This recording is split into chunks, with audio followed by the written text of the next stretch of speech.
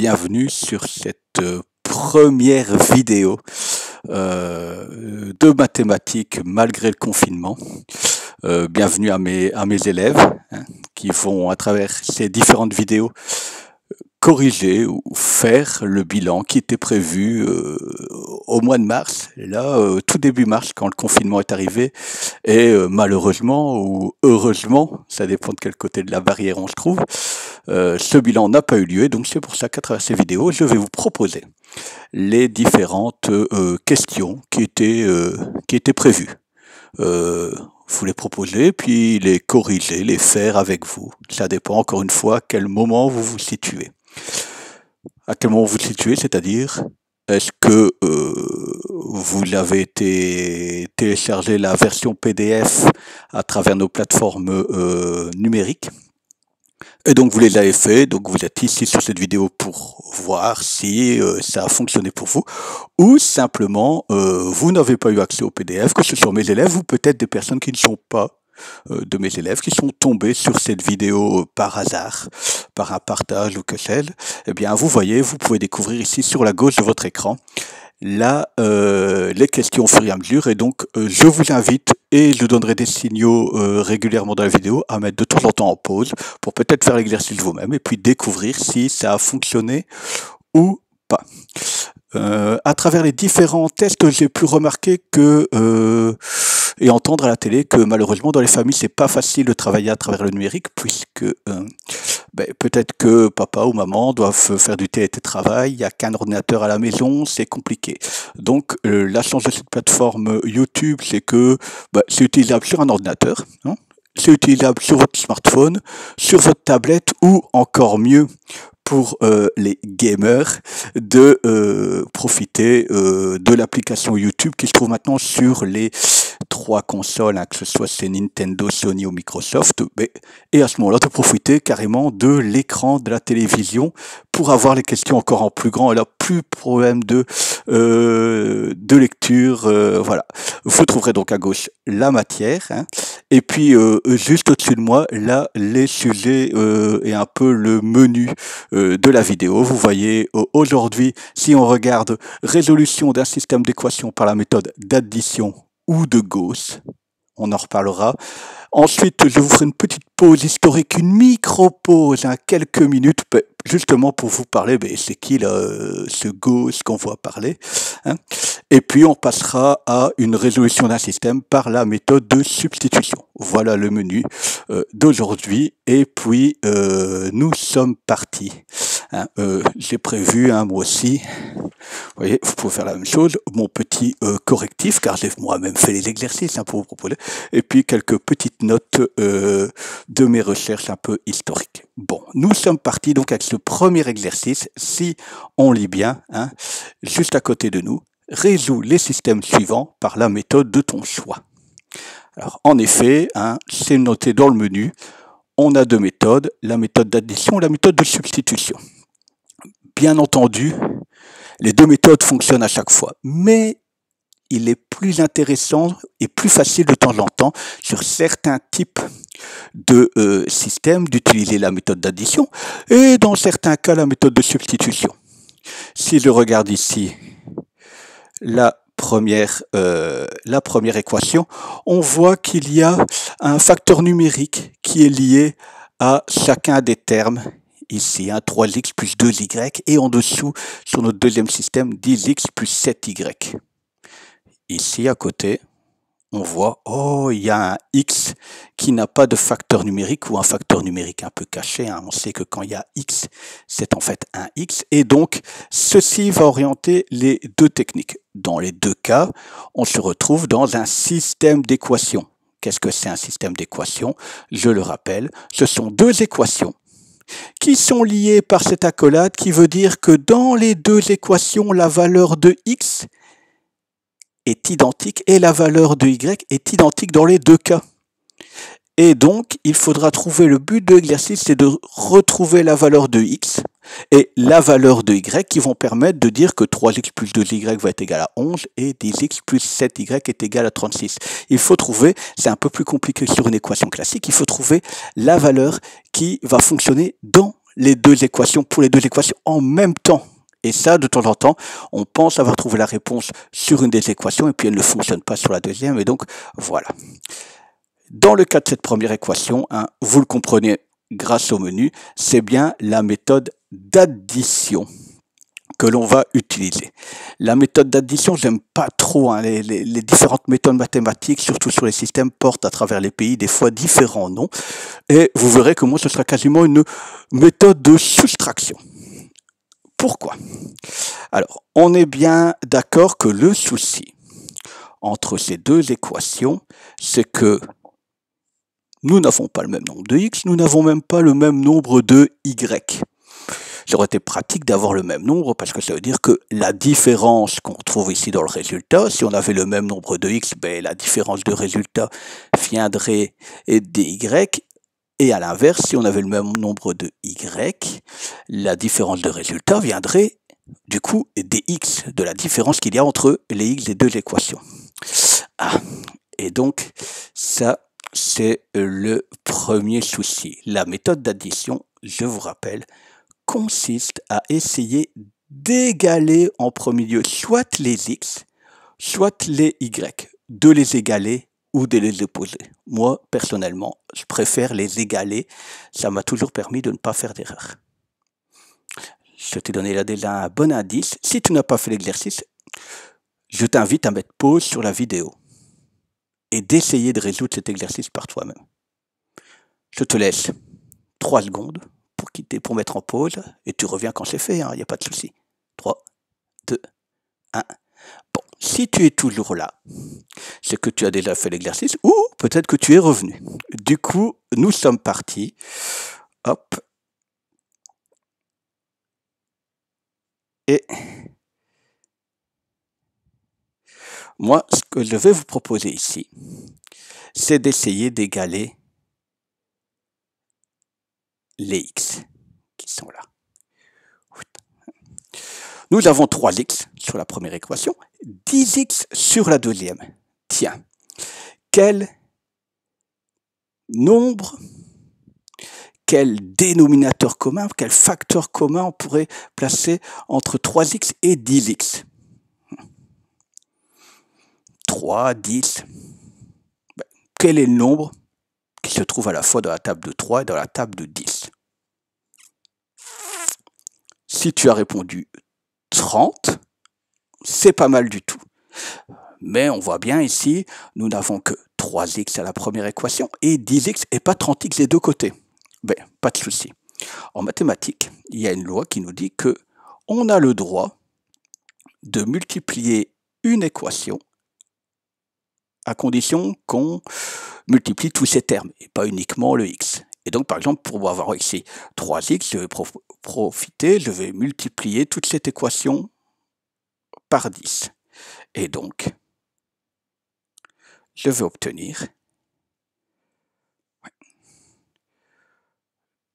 30x plus 20y égale 110. 3 fois 10, 30, 2 fois 10, 20, 11 fois 10, 110. Je vais faire la même chose avec l'équation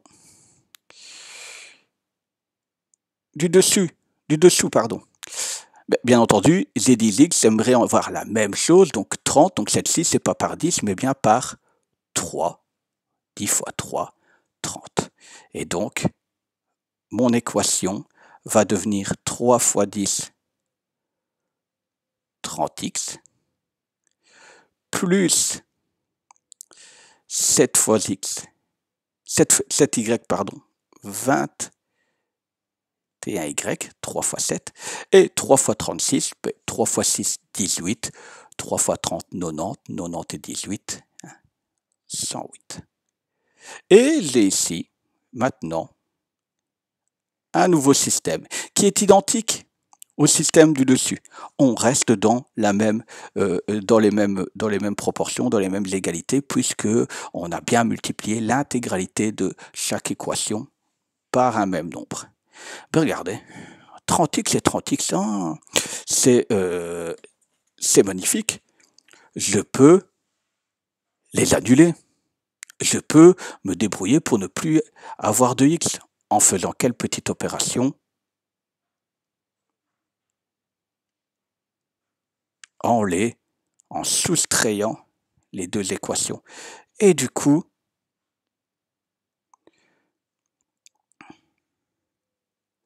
30 moins 30, il n'y a plus de x. J'ai réussi à, à faire disparaître cet inconnu qui était x. Et mais je vais continuer ainsi de suite sur toute mon équation. 20y moins 21y, 20 moins 21b. Les négatifs vont l'emporter, on va arriver à moins y. 110 moins 108, 2. Et vous voyez, cet énorme système n'est devenu qu'une toute petite chose. Bien entendu, ce qui nous intéresse, ce n'est pas avoir la valeur de moins y, mais la valeur de y. Alors à ce moment-là, c'est tout simple. Comment passer de moins y à y?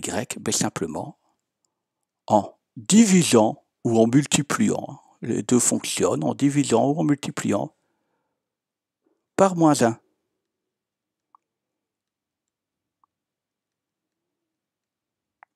Et donc, moins y divisé par moins 1, on obtient y.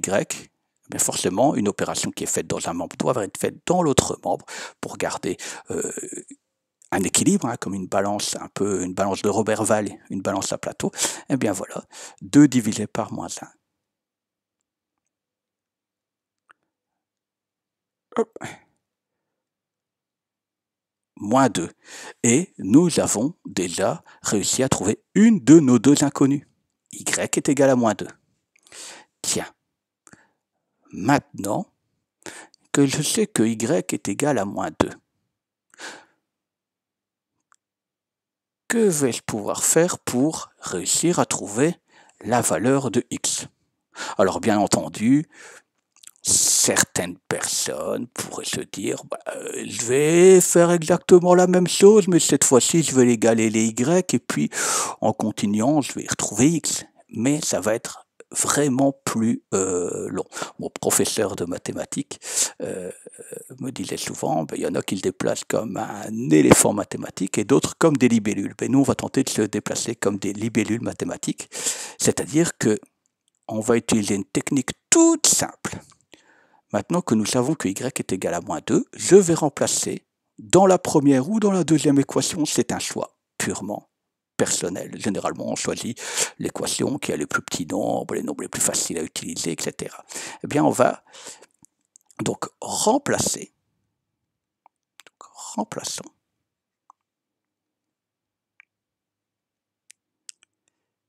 y par moins 2. Et moi, je vais choisir dans la première équation. Il me semble que ce petit nombre-là sont plus simples à utiliser. Et donc, mon équation, je repars de mon équation de départ, elle disait 3x plus 2y, mais 2y, mais maintenant je sais que mon y, c'est devenu moins 2. Je vais remplacer y par moins 2 simplement.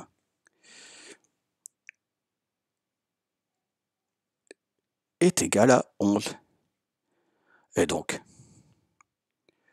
3x, 2 fois moins 2, eh bien ça nous fait moins 4, est égal à 11. Et là, nous tombons dans une équation du premier degré. Normalement, vu votre niveau, maintenant vous êtes généralement en quatrième, fin de troisième, eh bien ça reste assez simple. L'objectif étant d'arriver à x, on se dit tiens, on va regarder à gauche, 3x moins 4, quelle est la première chose qui dérange un petit peu? Si tu réponds du moins 4, c'est génial. Et donc pour supprimer... Ouh,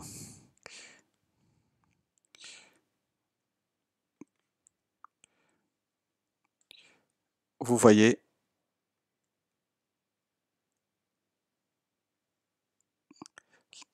je m'excuse d'avance, ça va souvent arriver, je suis en train de travailler avec une tablette graphique, voilà, qui fait que je n'ai pas trop l'habitude, donc je disais -4 pour réussir à le faire partir, à l'annuler. Ben, je vais utiliser l'opération inverse, hein. -4 plus 4, ça fait 0, et donc hop, je n'en aurai plus. Et donc il me reste 3x est égal à 11 plus 4, 15. L'objectif n'est pas d'avoir 3x, mais d'avoir x. Et donc, pour passer de 3x à x, ben on divise par 3 simplement. Hein. 15 divisé par 3, on obtient 5. Voilà, j'ai trouvé la valeur de x égale 5, et la valeur de y égale -2. Si on regarde dans notre équation de départ ici, ben, 3 fois 5, 15, 2 fois -2, -4, 15 moins 4, ben ça fait bien 11. Est-ce que ça fonctionne en dessous, hein? Sur celle-ci, 10 fois 5, 50, 7 fois -2, -14, 50, -14, 36. Et donc, dans cette équation, c'est bien la solution qui était attendue. Comment allons-nous noter cette solution? S égale, hop, une petite accolade pour dire l'ensemble, et dedans, nous allons venir placer un couple, le couple 5, -2, comme un couple de points. Rappelle-toi, quand tu fais des graphiques, quand tu calcules, quand tu cherches des points dans un graphique, ben, quand on note un couple de points, une coordonnée à ce moment-là, ça s'appelle, eh bien, on note toujours les coordonnées sous la forme x, y, et bien c'est la même chose. On garde l'autre x, y, c'est l'ordre alphabétique finalement. Voilà, tu comprends bien que ici, hein, j'ai noté par méthode d'addition, et c'est vrai qu'une fois que j'égale, personnellement, ça devient plutôt une technique de soustraction. Alors pourquoi on appelle technique d'addition? C'est parce que généralement au début, on avait une tendance plutôt à opposer, et donc à essayer d'avoir 30x et moins 30x. À ce moment-là, il faut additionner. Hein. Moi, je trouve que personnellement, je préfère les égaler. Ça simplifie beaucoup de choses, surtout pour toi ou toi qui avait un peu de mal avec les nombres opposés. Là, au moins, on dit, oh, on doit avoir la même chose, et il n'y a pas de souci. Ça termine la première partie de cette vidéo, c'est-à-dire la résolution d'un système d'équations par la méthode d'addition ou la méthode de Gauss. Gauss.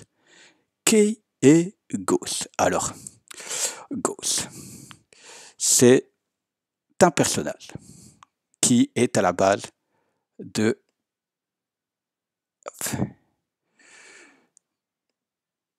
Voilà, notre ami Carl Friedrich Gauss, qui est un... alors, j'ai fait des petites recherches, vous voyez mon petit calepin. C'est un mathématicien, astronome et physicien allemand. Qu'est-ce qu'il a fait, ce monsieur Gauss? Ben, il est un petit peu à la base de cette méthode d'addition, qui est appelée d'addition chez nous, où il a écrit un bouquin qui s'appelle La méthode des moindres carrés, dans laquelle il amène beaucoup de choses qui nous ont amené là à cette technique d'addition. En 1810, c'est pas très vieux. Hein. Alors, il faut avouer que ce monsieur Gauss n'est pas totalement le seul à être à la base de ça. Il faut aussi renvoyer un petit merci à monsieur Wilhelm Jordan. Monsieur Wilhelm Jordan est un géodésien allemand. Alors, géodésien, j'ai été chercher moi-même ce que ça voulait dire. Je ne connaissais pas ce mot. Mais géodésien, c'est simplement la science qui est liée aux cartes. Et donc, ce monsieur Wilhelm Jordan, lui, à travers une de ses publications qui s'appelle la géodésie, précisera certaines choses et simplifiera un peu certaines notations. Et si on veut être franc, bien avant eux, 1er siècle, en Chine, on retrouve des traces déjà de cette résolution, et donc ils ne sont pas les précurseurs, mais en tout cas ces deux-là ont permis, Monsieur Jordan et Monsieur Gauss ont permis en tout cas de d'amener cette technique et de rendre populaire cette technique en Occident chez nous. Voilà. Alors, si je sens les questions poindre, non. Monsieur Gauss n'a rien à voir avec l'expression « Oh, quel beau gosse ». Ça n'a rien à voir. Rien du tout. Bon. Est-ce que vous êtes toujours en forme, toujours prêt? Je ne sais pas depuis combien de temps on est en train de tourner. Si vous sentez que vous avez un peu de besoin de souffler, pas de souci, vous mettez en pause, vous reprenez cette vidéo un peu plus tard, elle sera toujours en ligne, il n'y a pas de souci. Si pas, ben, on va passer par, pour la deuxième technique, à la méthode de substitution. La méthode de substitution, à quel moment elle est utile? Alors, si qui se pose la question, on pourrait très bien utiliser, je rappelle, cette technique ici. Moi, le bilan a été mis en place pour que vous puissiez utiliser les deux techniques. Alors, sur la méthode de substitution, qu'est-ce que ça veut dire substituer? Ça veut dire simplement remplacer. Remplacer. Je substitue, un substitut de quelque chose, c'est quelque chose qui remplace. Simplement. Eh bien, c'est exactement la même chose. On va essayer de substituer x ou y par une expression qui va au final simplifier notre calcul. Vous avez bien compris, donc si je veux substituer, je vais devoir trouver à un moment donné une expression qui va dire x égale ou y égale autre chose. Mais grâce à cet indice, si tu n'as pas encore fait l'exercice, encore une fois, je t'invite à faire là maintenant pause, à partir faire ton exercice et peut-être à revenir. Si tu restes, c'est que tu as déjà fait l'exercice. Donc voilà. Je te propose d'abord de faire... Alors, si vous entendez un bébé pleurer, ne vous inquiétez pas, mais je suis comme vous en confinement et donc on essaie de travailler avec les contraintes familiales et donc il y a un petit bébé là qui est en train de pleurer, maman est en train de s'occuper d'elle, donc pas de souci, on va essayer de rester concentré. Voilà. Donc, je disais, trouver une expression qui dit x égale ou y égale. Et si on regarde ici ma première équation, elle est parfaite. Pourquoi? Parce que j'ai déjà x moins 3y égale 2. Et donc cette équation sera assez simple à remplacer.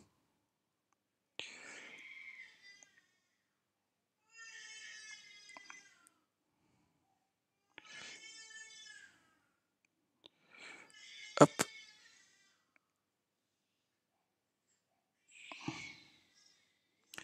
En effet, donc si je remplace, je peux transformer cette équation en x égale moins 3y, on dit souvent ce qui change de membre, change de signe, eh bien ça va nous donner 2 plus 3y. X est égal à 2 plus 3y. Mais du coup, l'équation qui est juste en dessous, ben je peux remplacer x par cette expression et donc avoir 2 fois, je remplace x par l'expression que je viens de trouver, 2 plus 3y, et je continue, moins 7y égale 6. Et donc, je vais me concentrer maintenant sur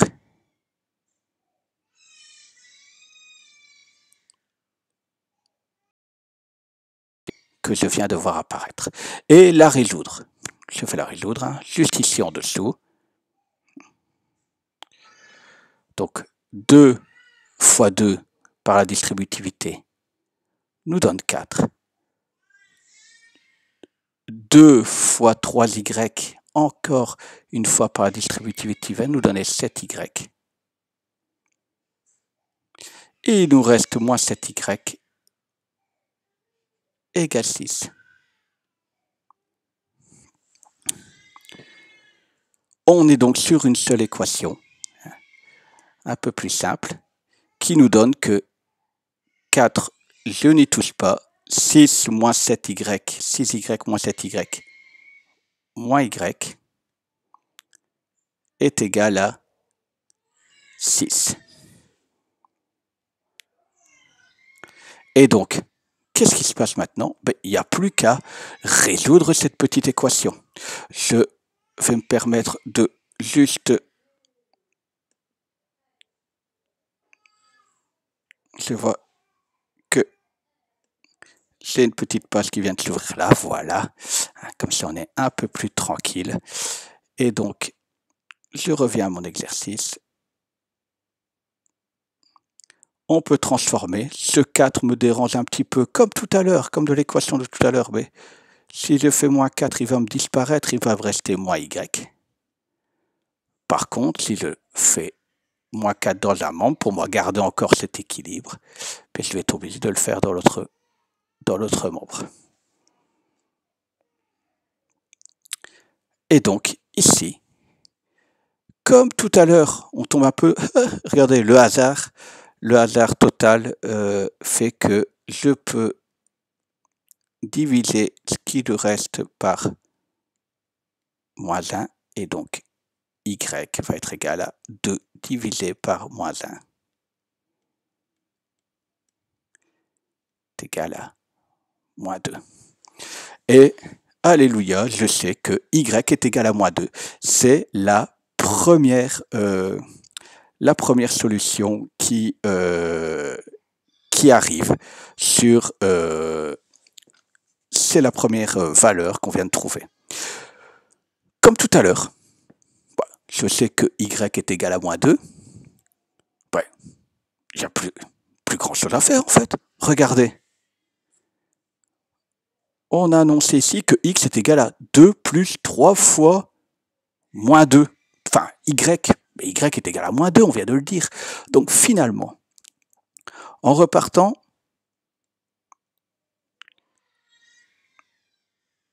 de cette équation, je vais pouvoir remplacer y par moins 2 et donc avoir x égale 2 plus 3 fois moins 2. Donc ça veut dire que x est égal à 2, 3 fois moins 2, ça nous fait moins 6.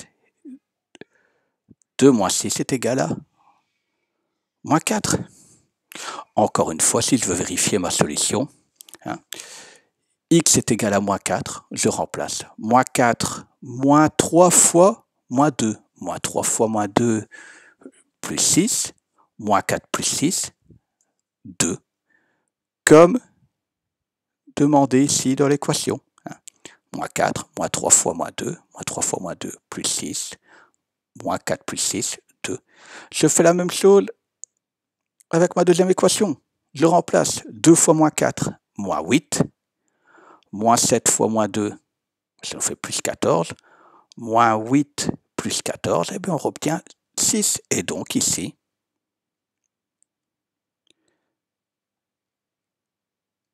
ma solution reste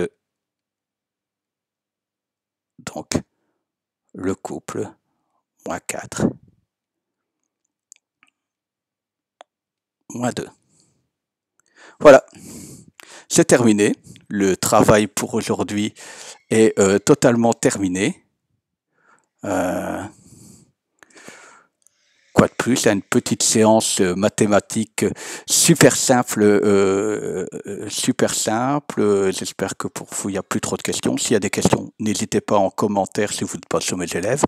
Si vous faites partie de mes élèves, n'hésitez pas via Teams de me renvoyer quelques petits retours. On se retrouve très bientôt pour une session hyper courte. Ce sera la question 2. de cet examen, hein, qui consistera à savoir vérifier si une solution est valable pour le système d'équation ou pas. Un indice, on y a déjà un peu répondu. Je vous souhaite une bonne fin de journée, une bonne nuit si vous regardez ça plus tard dans la journée. Je vous souhaite le meilleur pendant ce confinement. Prenez soin de vous et de vos proches et on se retrouve bientôt. Bye bye!